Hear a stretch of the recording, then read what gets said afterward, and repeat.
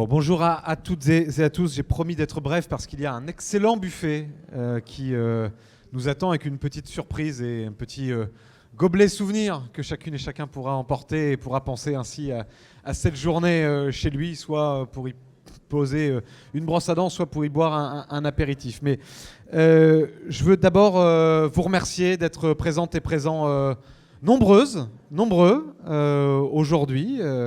Et ça fait extrêmement chaud au cœur, particulièrement dans cet hiver froid.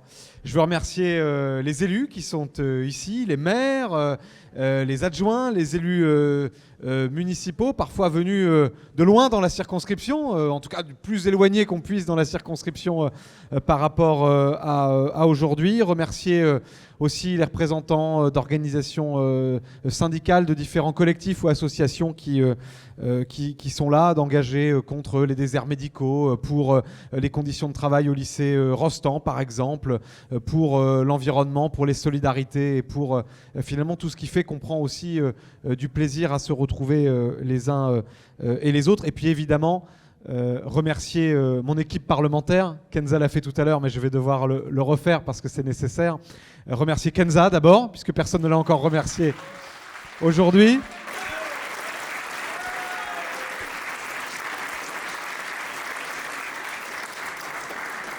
Une députée suppléante exceptionnelle, une collaboratrice parlementaire chargée de la circonscription qui fait un travail remarquable. Et je veux vous dire que c'est un plaisir pour nous deux au quotidien d'être les élus de ce territoire. Parce que être député, être suppléante, c'est pas seulement remplir une fonction nationale, c'est aussi sans cesse garder ce lien avec ceux qui nous ont fait confiance et ceux qui ne nous ont peut-être pas fait confiance la fois dernière, mais seront amenés à nous faire confiance une prochaine fois, ou ne nous feront pas confiance, mais pour lesquels on doit quand même travailler. Et je veux vous dire que c'est cette exigence-là qui est la nôtre, c'est de sans cesse être en capacité de répondre à vos attentes, à vos sollicitations. C'est pas toujours simple parce que on nous demande parfois d'intervenir dans des domaines qui ne sont pas les nôtres. Nous n'avons pas vocation à nous substituer au maire, au département, à la région, chacun chez soi, chacun dans son rôle, mais nous avons en revanche le devoir de répondre à chacune de vos sollicitations et je crois qu'avec Kenza, nous y arrivons parfaitement. Remercier évidemment le reste de l'équipe, Adrien, Théo, Antonin, qui font un travail exceptionnel. Ils sont là aujourd'hui, vous les verrez sans doute courir partout.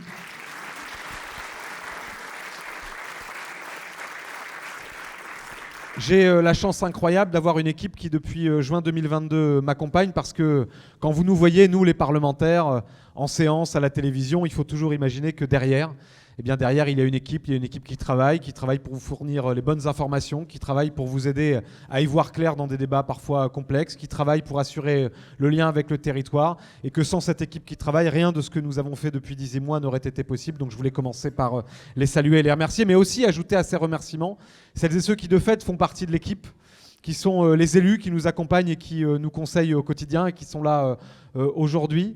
Messieurs les maires de Limay, de Magnanville, d'Issou, que j'ai vus ici notamment.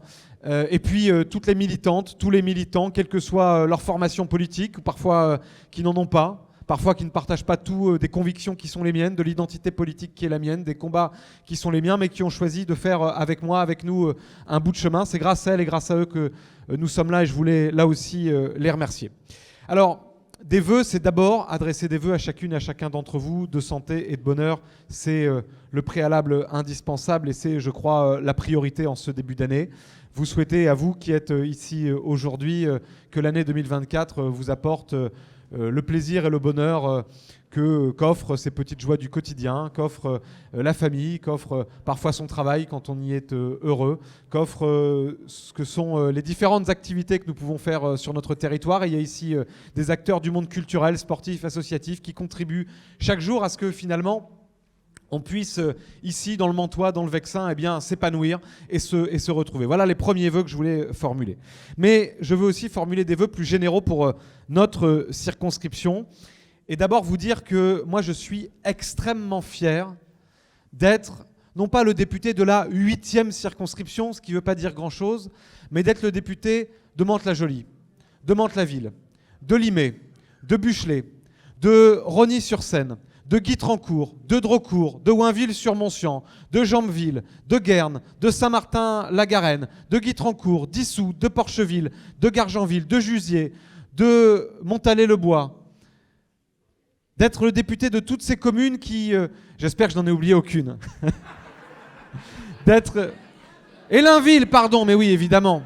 On garde toujours le meilleur pour la fin.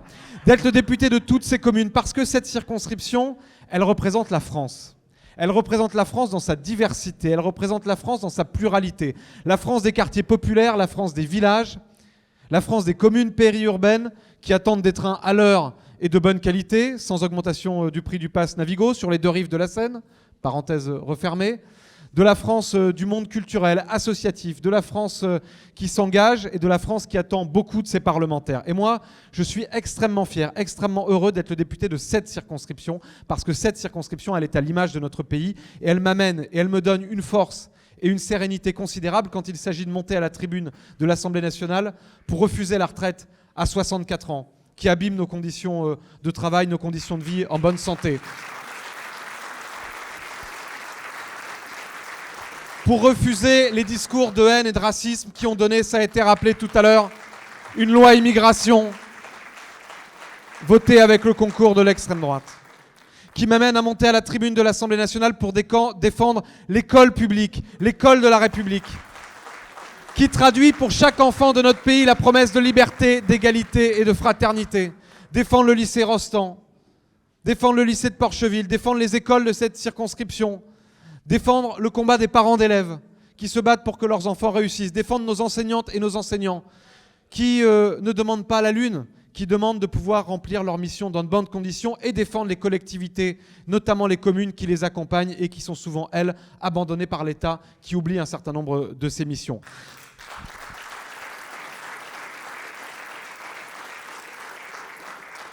Défendre aussi, parce que notre circonscription, je l'ai dit, elle est plurielle, les habitantes et les habitants de nos quartiers populaires. Défendre ces jeunes à quelques centaines de mètres d'ici qui ont été humiliés il y a de cela quelques années, en 2018, avec un policier qui a filmé et qui a dit « Voici une classe qui se tient sage », et sans cesse rappeler à l'État ses obligations de réparation, de justice, mais aussi que ça ne se reproduise plus jamais, et donc dire qu'il y a une réalité dans nos quartiers populaires de violence policière et de discrimination qui est inacceptable pour tout républicain qui se respecte.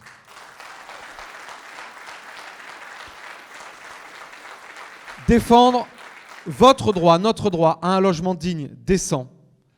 Défendre aussi le combat contre ces factures d'électricité et de gaz qui explosent parce que l'État n'est pas au rendez-vous de ses obligations. Défendre, puisque nous sommes une circonscription de quartier populaire, mais aussi une circonscription rurale, défendre nos agriculteurs et notre modèle agricole, et ils sont mobilisés en ce moment même. Les défendre face à une politique européenne de libre-échange qui fait qu'on soumet notre agriculture et nos agriculteurs à une concurrence déloyale avec des pays et des systèmes de production sans normes sociales et sans normes environnementales. Moi, j'assume, et chacun sait ici que je n'ai pas peur de la contradiction. Oui, je suis un écologiste. Oui, je crois qu'il faut des normes de protection environnementale pour les marchandises que nous consommons, parce qu'il faut protéger notre santé des cancers, y compris pour les agriculteurs, parce qu'il faut protéger ce que nous avons dans notre assiette, et notamment pour les plus modestes, qui sont toujours ceux qui font le sacrifice d'une bonne alimentation, parce qu'ils n'ont pas les moyens de manger bio et de manger local. Oui, il faut défendre des normes. Le problème, ce n'est pas l'excès de normes en matière d'agriculture. Le problème, c'est que nous tolérons qu'on vende dans notre pays des produits qui sont fabriqués là où ces normes n'existent pas. Là où des gens sont exploités pour produire, là où il n'y a pas de normes sociales, là où il n'y a pas de normes environnementales, avec ces traités auxquels nous nous opposons avec un certain nombre de mes collègues, et pas seulement sur les rangs de la gauche. Avec ces traités, on peut vendre dans notre pays du poulet aux hormones bien moins cher que les excellents poulets produits par nos producteurs à nous. Voilà ce qu'il faut changer aujourd'hui pour défendre notre modèle agricole qui est une fierté pour notre pays. Et ce combat, il est un combat de partage de la richesse également. Parce que là aussi, le problème principal de nos agriculteurs aujourd'hui, c'est pas les normes de mon point de vue. Et d'ailleurs, quand on va les rencontrer, comme je l'ai fait, ils nous le disent. Le problème, ce n'est pas forcément les normes, même si on peut les expliquer plus simplement. Le problème, c'est qu'ils n'arrivent pas à vivre dignement de leur travail. Et s'ils n'arrivent pas à vivre dignement de leur travail, c'est parce que l'industrie agroalimentaire, parce que des grandes multinationales ont fait 7 milliards de profits l'an dernier, ont explosé leurs bénéfices pendant que le revenu des agriculteurs, lui, ces 30 dernières années, il a baissé de 40%. Voilà, c'est aussi la force qui m'est donnée par cette circonscription et sa pluralité pour porter ce que sont nos combats. Et je pourrais citer bien d'autres sujets, mais je serai après beaucoup trop long et j'ai promis de faire court. Mais voilà ce qui est pour moi la force de ce territoire, sa richesse et sa pluralité. Je pourrais vous parler également de culture. Je pourrais vous parler également de jeunesse, mais j'en ai parlé déjà un peu et je veux saluer les excellents, les très beaux projets qui sont menés parce que je vais vous dire, moi je suis un peu déçu que trop souvent on parle de notre territoire en mal. Trop souvent on donne à voir, finalement il est toujours plus simple de parler de ce qui brûle plutôt que de ce qui fleurit. Moi, ce que je vois sur ce territoire depuis 18 mois que j'en suis le député, c'est qu'il fleurit un monde associatif et culturel exceptionnel, comme je n'en avais jamais encore rencontré ailleurs. Il fleurit une jeunesse qui a soif d'engagement, qui a soif d'éducation, qui a soif de voyage à travers le monde, qui a soif d'émancipation. Il fleurit des citoyennes et des citoyens qui s'engagent au quotidien pour que la vie soit meilleure. Et c'est de ça dont j'aimerais que nous parlions un peu plus à la télévision et un peu moins de ce qui brûle. Il faut être fier de notre territoire, fier de sa richesse, fier de sa diversité, fier de sa pluralité. Oui, je suis un écologiste, fier du zéro phyto à Oinville-sur-Moncian, fier de ces jeunes qui s'engagent pour des jardins partagés à Mantes-la-Ville. Voilà ce qui doit nous rendre fiers et ce qui, moi, me rend fier aussi pour porter votre parole. Parce que finalement, quand on est parlementaire, on ne parle pas simplement dans le vide, en abstraction. Bien sûr, il faut avoir des idées. Moi, je crois aux idéologies, au bon sens du terme. J'ai des convictions, je ne les ai jamais cachées ou mises dans la poche. Mais il faut toujours partir de ce que vivent, de ce que ressentent celles et ceux qui vous ont fait confiance et celles et ceux que vous représentez à l'Assemblée nationale. C'est ce que j'essaye de faire et c'est aussi ce pourquoi je veux changer le regard sur notre territoire. Notre boussole, finalement, c'est vous rendre fiers et c'est porter votre parole. Et je veux là aussi redire que c'est soucieux de ce qu'ont à dire nos jeunes, nos aînés, nos élus, nos commerçants, nos travailleurs, nos militants, que nous pouvons ensuite faire correctement notre travail. Alors enfin, et pour terminer, parce que j'ai déjà été un peu long, vous dire qu'il y a les vœux pour le territoire. Je forme le vœu aussi d'un débat démocratique plus apaisé, plus serein, dans lequel le député de la circonscription peut organiser des réunions publiques dans des salles municipales pour rencontre en transparence de son mandat. Parce que je crois que c'est un devoir. Vous savez, moi je suis arrivé, Kenza l'a dit, sur cette circonscription, il y avait beaucoup moins de monde dans les salles quand on faisait des réunions publiques. Si j'ai gagné votre confiance dans une élection, mais surtout si depuis je peux me regarder dans la glace tous les matins, c'est parce que je vous rends compte de ce que je fais à travers des publications dans les boîtes aux lettres, à travers des réponses à vos interpellations, à travers des porte-à-porte, nous en faisons beaucoup, à travers aussi des réunions publiques. Et moi je souhaite, en 2024, pouvoir organiser davantage de réunions de compte rendu de mandat, pas simplement pour vous parler, mais aussi pour vous écouter et vous entendre. Je souhaite organiser, à l'été ou à la rentrée, une grande fête populaire et citoyenne dans notre circonscription pour prendre le plaisir de nous retrouver et de partager les combats qui nous sont communs pour un monde plus juste. Et je souhaite pouvoir, j'en avais fait la proposition, aussi recevoir des membres du gouvernement avec lesquels je ne suis pas d'accord. Je rassure tout le monde, je suis toujours un député d'opposition. Désolé pour ceux qui, comme moi, trouvent que Kenza ferait une excellente députée. Je ne suis pas prêt de devenir ministre et donc elle n'est pas encore députée. Mais je souhaite avoir un débat démocratique. Je crois que nous avons besoin de la confrontation démocratique, qu'on n'a jamais à avoir peur de ne pas être d'accord avec quelqu'un. Après tout, je suis de gauche. C'est notre passe-temps favori de ne pas être d'accord les uns avec les autres. Et ça ne nous a pas empêché de nous rassembler. C'est grâce à ça que je suis élu ici. Donc j'ai fait la proposition de recevoir la ministre de la Jeunesse. Alors elle a changé de portefeuille entre-temps. J'attendrai que sa successeur ou son successeur soit nommé pour lui formuler cette invitation, pour rencontrer les jeunes de nos quartiers populaires, pour débattre justement de la question de l'engagement des jeunes et de leur avenir. Moi, je souhaite que notre territoire il soit le lieu d'une démocratie apaisée, d'une démocratie vivante. C'est ce que nous vous devons et nous n'avons pas à avoir peur. Aucun élu n'a à avoir peur dans ce territoire de la confrontation démocratique et du choc des idées. Au contraire, les citoyens sont adultes, qu'ils nous écoutent, qu'ils nous interpellent et ensuite chacun fait ses choix dans l'isoloir et c'est bien comme ça que vit notre démocratie et qu'elle rayonne.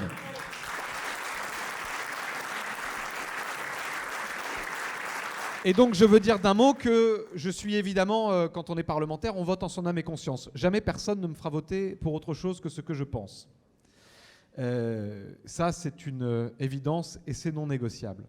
En revanche, je suis le député de toute cette circonscription, y compris de celles et ceux qui ne partagent pas mes convictions politiques. Et donc, je redis ici devant vous ma disponibilité pour rencontrer tous ceux qui le souhaitent, pour échanger, pour débattre et puis parfois pour réussir à se convaincre mutuellement. Là aussi, je crois beaucoup dans la force et dans l'intelligence de nos échanges. Je pense qu'en 18 mois, comme député de cette circonscription, il y a beaucoup de sujets sur lesquels j'ai pu évoluer grâce aux discussions avec un certain nombre d'entre vous. Je pensais aux questions agricoles, par exemple.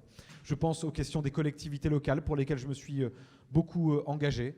Parce qu'on ne peut pas aujourd'hui faire vivre correctement la République si ces premiers serviteurs que sont nos maires, que sont nos élus municipaux qui font vivre la promesse républicaine au quotidien dans leur commune n'ont pas les moyens de le faire, s'ils n'ont pas des dotations financières permettant de le faire, s'ils n'ont pas un accompagnement et une simplification des règles auxquelles ils sont soumis de la part de l'État et des collectivités. Et donc je le dis, quand on m'interpelle, je ne regarde pas la couleur politique de la municipalité qui me sollicite. Je défends nos 22 communes avec la même passion, avec le même acharnement, avec la même détermination, parce que c'est ce que nous devons aux habitants du Mantois et du Vexin et à toute cette circonscription. Enfin, donc, des vœux pour notre pays. Tout simplement, j'ai choisi de placer ces vœux sous le signe de la fraternité, parce que je crois que c'est finalement ce qui nous permet de faire encore République. On a à longueur de journée des grands discours sur le repli consumériste, le repli individualiste, nous dit-on le repli communautaire. Moi, je crois qu'il y a encore de quoi faire France ensemble, par l'école, par les services publics, par la solidarité, par le partage, par la confiance accordée à nos collectivités locales, par le sport, par la culture. Et donc je crois que cette notion de fraternité doit reprendre toute sa place dans l'espace public. Ça veut dire plus de services publics, des services publics qui fonctionnent pour toutes et pour tous, sur tous les territoires. Qu'on habite au Val-Fouré, à Oinville-sur-Moncian, en centre-ville de Mantes, à Limay, à Gargenville, à Jusier, partout des services publics qui fonctionnent parce que les services publics, c'est le patrimoine de tous, c'est le patrimoine de ceux qui n'ont rien. Et notamment l'école de la République, qui est aujourd'hui malheureusement abandonnée. La fraternité, c'est finalement se dire que chacune et chacun peut croire, ne pas croire, croire ce qu'il veut, pratiquer la religion qu'il veut, avoir l'opinion politique qu'il entend, mais que nous nous retrouvons autour d'une aspiration à faire ensemble un chemin commun pour que nos enfants vivent mieux que nous-mêmes, tout simplement. Pour que demain soit meilleur qu'aujourd'hui.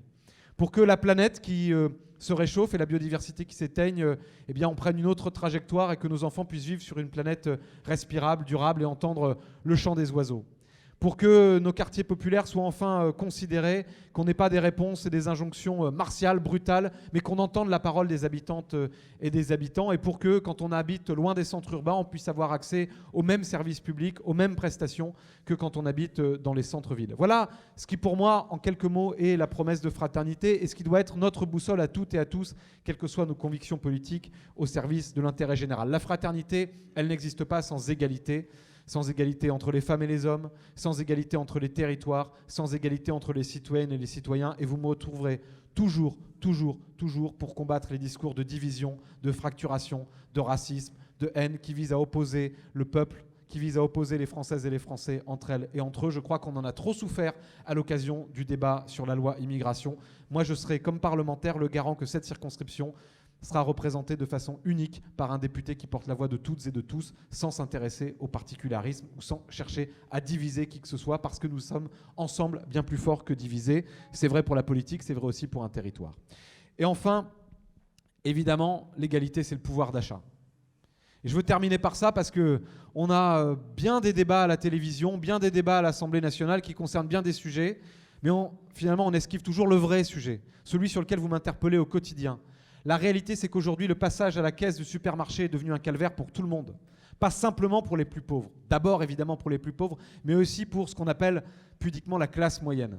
Pour toutes celles et tous ceux qui sont ici et qui ont constaté que les prix ont augmenté, que les prix des denrées alimentaires ont augmenté, qui ont constaté que la grande distribution fait des super profits, mais que, évidemment, tout ça n'est pas répercuté à la caisse. Mon engagement principal et prioritaire sera évidemment pour le pouvoir d'achat, pour la baisse du prix du tarif du pass Navigo, parce qu'on doit pouvoir prendre les transports moins chers que c'est le cas aujourd'hui, pour le blocage des prix de première nécessité, pour l'augmentation du SMIC et des salaires, pour des mesures de justice et de redistribution, et notamment pour qu'on remette en cause l'augmentation de 10% du prix de l'énergie qui va pénaliser bien des familles et qui pénalise déjà aussi beaucoup de nos collectivités. Alors, chers amis, j'ai souhaité mes vœux à chacune et à chacun d'entre vous, j'ai souhaité mes vœux à la circonscription, j'ai souhaité mes vœux à notre pays. Je veux souhaiter mes vœux en votre nom aussi au monde entier et dire simplement un message de paix dans cette année 2024 qui commence sous les bombes à Gaza, des milliers et des milliers de morts tous les jours, et la Cour internationale de justice a mis en garde contre le risque d'un génocide. Dire que nous sommes évidemment citoyennes et citoyens du monde, que le sort de celles et ceux qui meurent aujourd'hui des guerres, de la misère, ne nous est pas étranger, que nous appelons évidemment au cessez-le-feu immédiat, au respect du droit international, à la dignité pour le peuple palestinien qui aujourd'hui est victime d'un acharnement militaire que rien ne justifie, que le droit de se défendre n'est pas la vengeance aveugle, que jamais un peuple ne doit être puni collectivement pour les crimes de quelques-uns et que nos pensées, évidemment, et nos réjouissances ne peuvent pas faire abstraction de ce qui se passe en ce moment dans le monde et de celles et ceux qui souffrent. Et donc dire que aussi l'année 2024 doit être pour nous une année de combat pour la paix, pour la justice internationale et pour que les peuples, tous les peuples, vivent dignement et librement, débarrassés des oppressions, débarrassés des guerres et débarrassés de la misère. Voilà, mes chers amis, je vous souhaite une très belle année 2024 de combat, d'engagement, de fraternité et de solidarité. Belle année à vous, meilleurs vœux.